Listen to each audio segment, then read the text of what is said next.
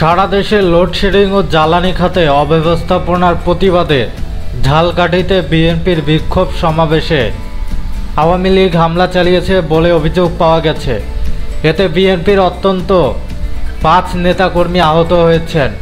জেলা বিএনপির সদস্য সচিব অ্যাডভোকেট শাহাদাত হোসেন অভিযোগ করেন, বিএনপির কার্যালয়ের সামনে বিক্ষোভ সমাবেশের আহ্বান করা হয়। এতে বিএনপির কেন্দ্রীয় কমিটির গণশিক্ষা বিষয়ক সম্পাদক অধ্যক্ষ সেলিম ভুঁইয়া উপস্থিত হন। তাকে নিয়ে জেলা বিএনপির নেতারা আইনজীবী সমিতির সামনে দিয়ে দলীয় কার্যালয়ের দিকে যাওয়ার পথে পুলিশ তাতে বাধা দেয়। এ সময় আওয়ামী লীগ নেতাকর্মীরা লাঠিসোঁটা নিয়ে বিএনপির নেতাকর্মীদের ওপর হামলা চালায়। এতে জেলা বিএনপি যুবদল ও ছাত্রদলের অন্তত 5 নেতাকর্মী আহত হন। জেলা আওয়ামী লীগের যুগ্ম সম্পাদক তরুণ কর্মকার জানান, নাগরিক সমাজের উদ্যোগে একটি সমাবেশ চলাকালে বিএনপির নেতাকর্মীরা উচ্ছৃঙ্খল বক্তব্য দেওয়ায় তাদের ধাওয়া করে সরিয়ে দেওয়া হয়েছে।